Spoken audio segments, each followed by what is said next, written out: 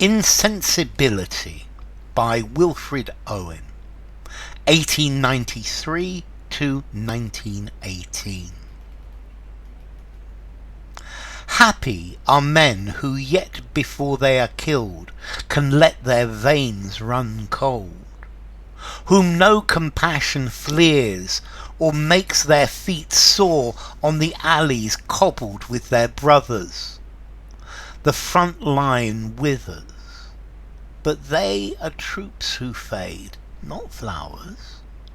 For poets tearful fooling, men gaps for filling, losses who might have fought longer, but no one bothers. And some cease feeling, even themselves or for themselves. Dullness best solves the tease and doubt of shilling, and chance's strange arithmetic comes simpler than the reckoning of their shilling. They keep no check on armies' decimation. Happy are those who lose imagination. They have enough to carry with ammunition. Their spirit drags no pack. Their old wounds, save with cold, cannot more ache. Having seen all things red, their eyes are rid of the hurt of the colour of blood forever. And terror's first constriction over, their hearts remain small drawn. Their senses in some scorching cautery of battle, now long since ironed, can laugh among the dying, unconcerned. Happy the soldier with not a notion how somewhere every dawn some men attack, and many sighs are drained. Happy the lad whose mind was never trained.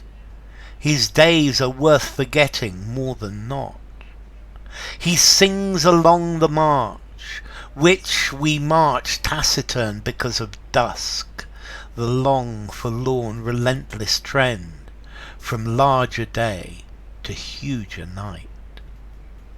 We wise, who with a thought besmirch blood all over our soul, how should we see our task but through his blunt and lashless eyes? Alive, he is not vital overmuch, dying, not mortal overmuch, not sad, nor proud, nor curious at all.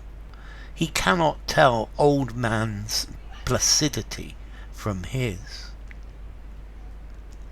But cursed are dullards, who no cannon stuns, that they should be as stones. Wretched are they, and mean with paucity that never was simplicity.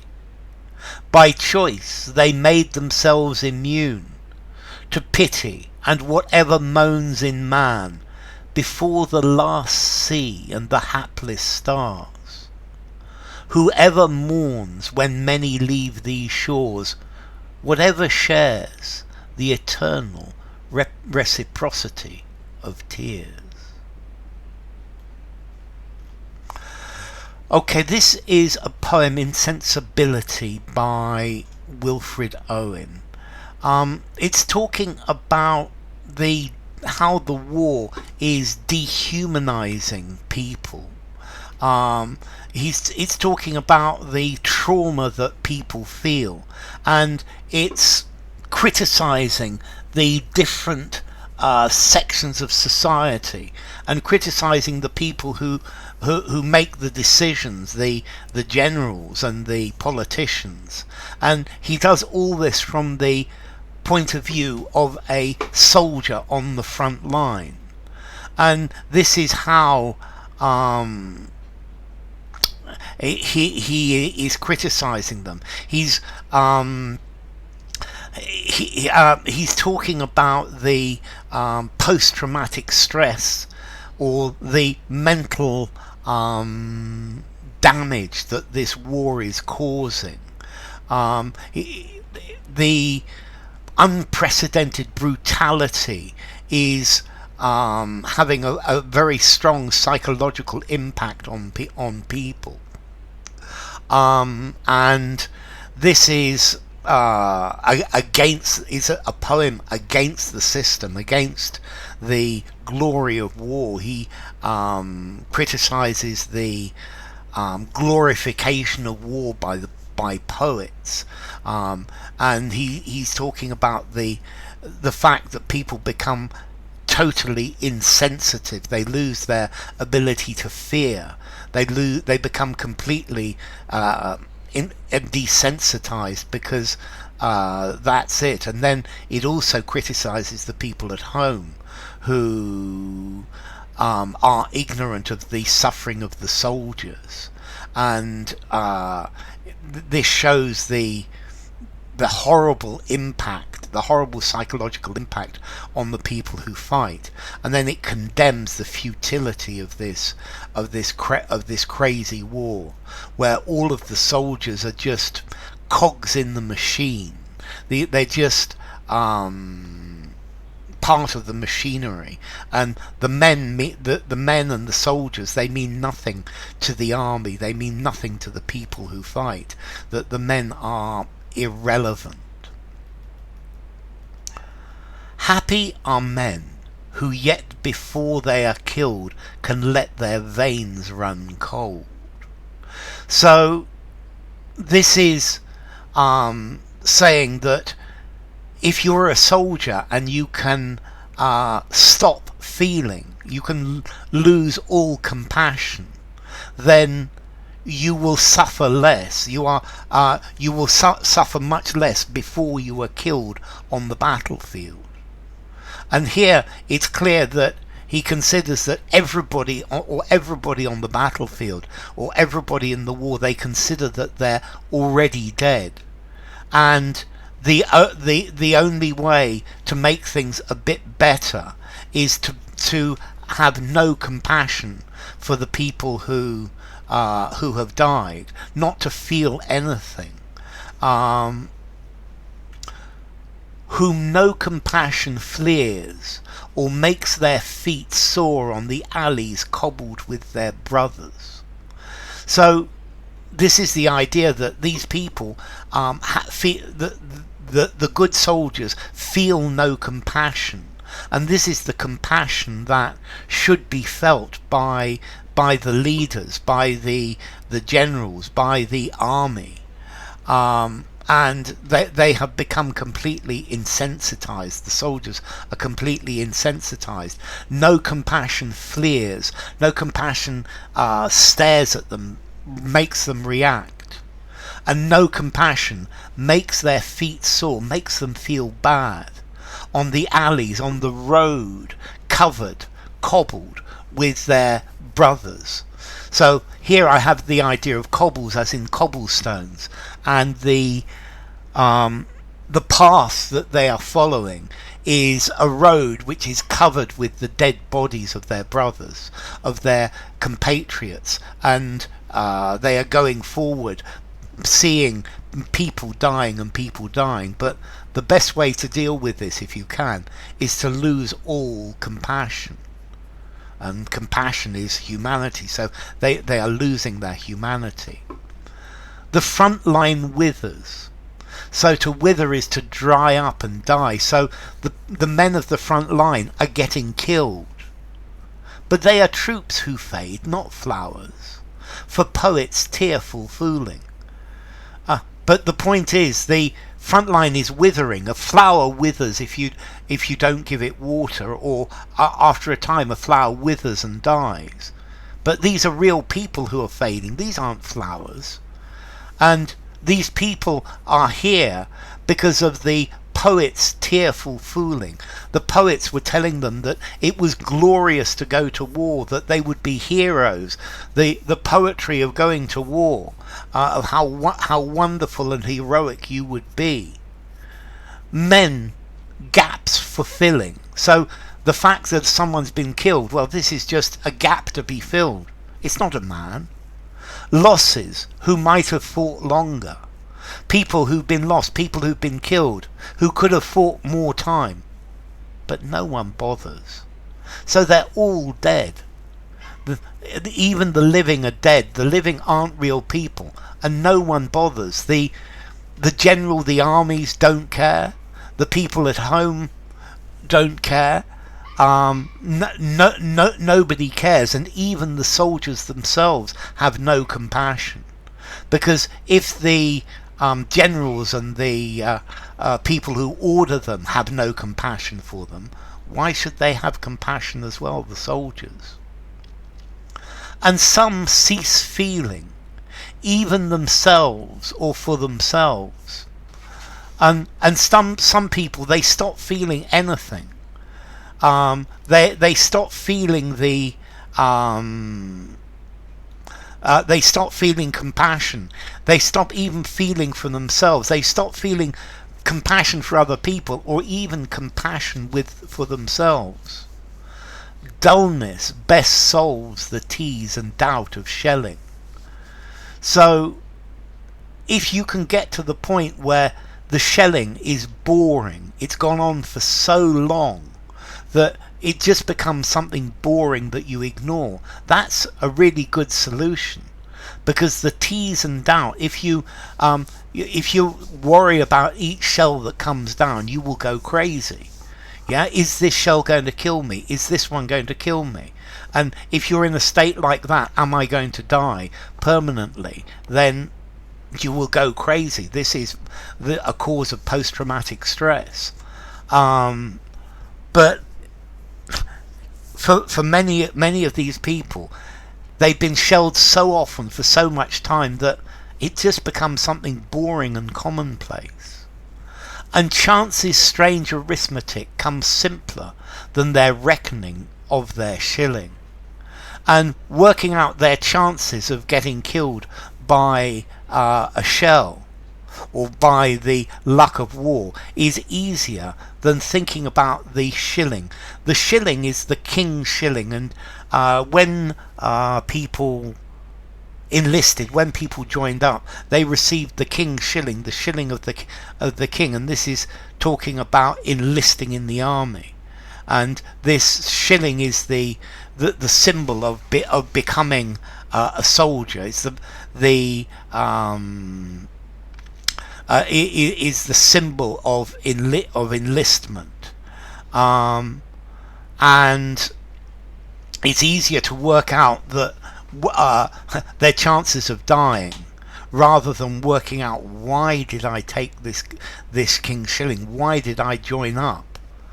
And by the end of the war, nobody wanted to join up. In 1914, there were huge numbers of people going to joining the war, but by the end, no one wanted to go.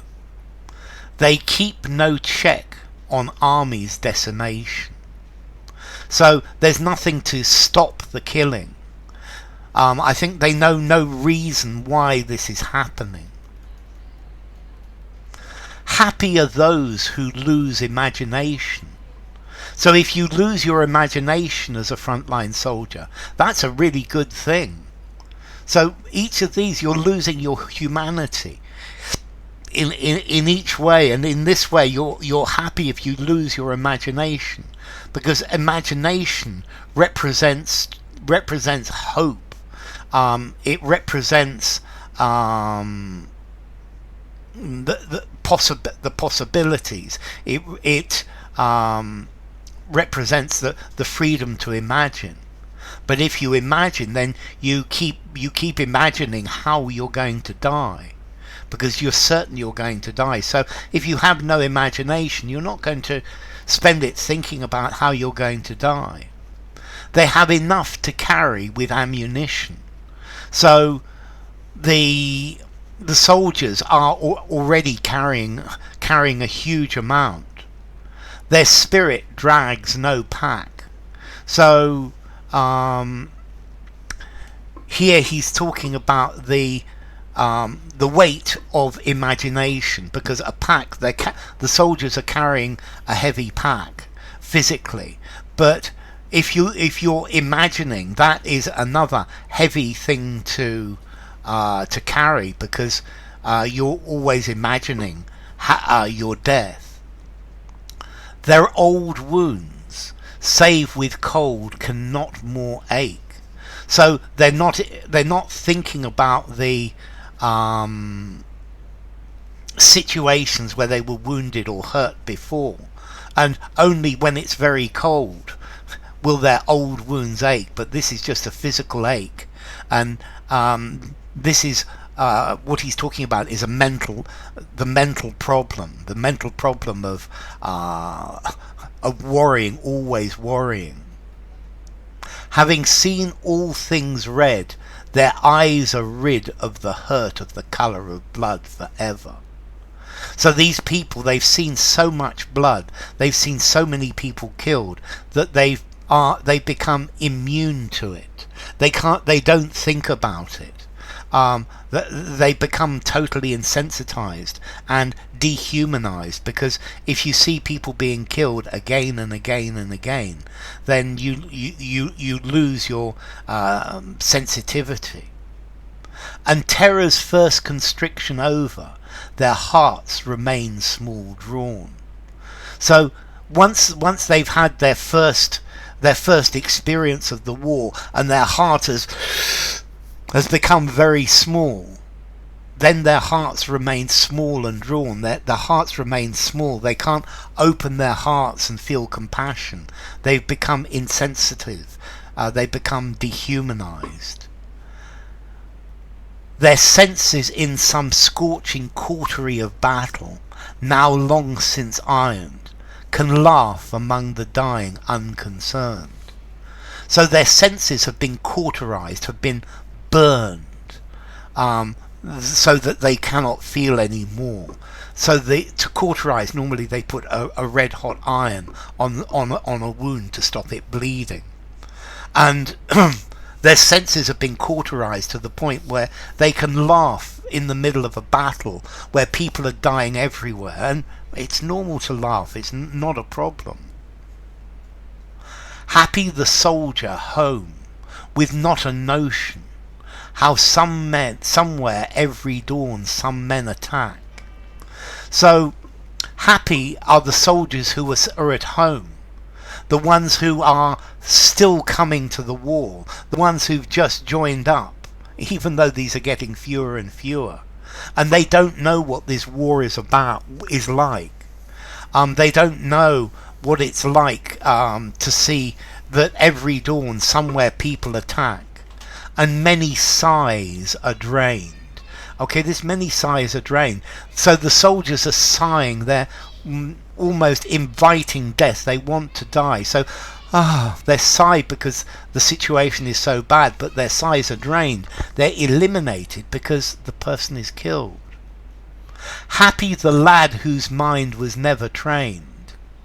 So that the happiest person are the people who have not become accustomed to this. These are the people who are still coming to the war, who still who still haven't experienced this. His days are worth forgetting more than not. So probably the things that he's done before the war, these are irrelevant, but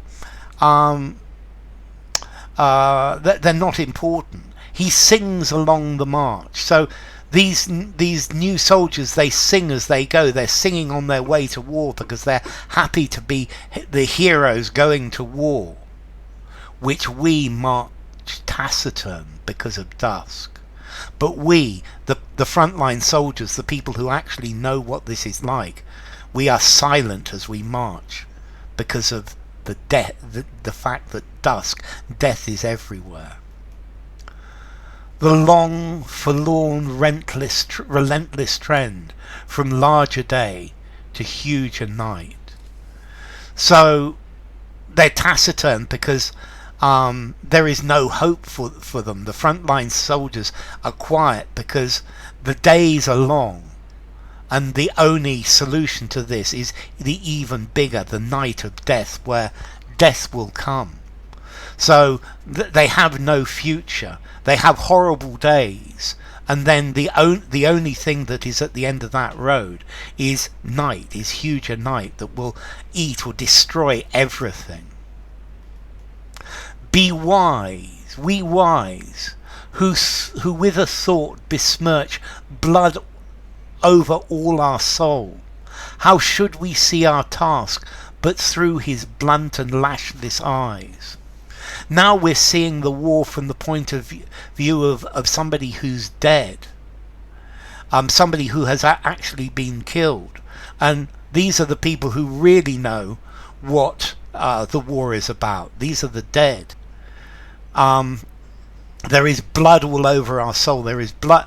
We have killed people. We have lost our humanity. But this is the only way to look at what we're supposed to be doing through the eyes of a dead person. And this dead person is not important. Alive, he is not vital over much. So while he's alive, he doesn't have much life. Dying, not mortal over much. And it doesn't really matter if he's dead or alive, for he's just another cog in the machine, another part in the war machine, a part that has broken and needs to be replaced. Nor sad, nor proud, nor curious at all, so he has no more feelings. He cannot tell old men's placidity from his. So he can't tell the difference between what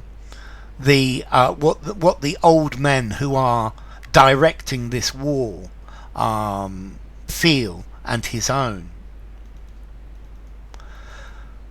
But cursed are dullards who no cannon stuns, that they should be as stones. And now he's cursing the people at home, the people who haven't gone to war, the people who are staying at home, and they have no feeling. And these people are cursed because they don't feel any compassion for the soldiers who are dying. Wretched are they, and mean, with paucity that never was simplicity. So these people, they are mean. They don't have any feeling. They don't have any feeling for these soldiers. They don't try to do anything to stop this slaughter. By choice they made themselves immune to pity and whatever moans in man before the last sea and the hapless stars. So they made themselves immune to this war by not participating in it.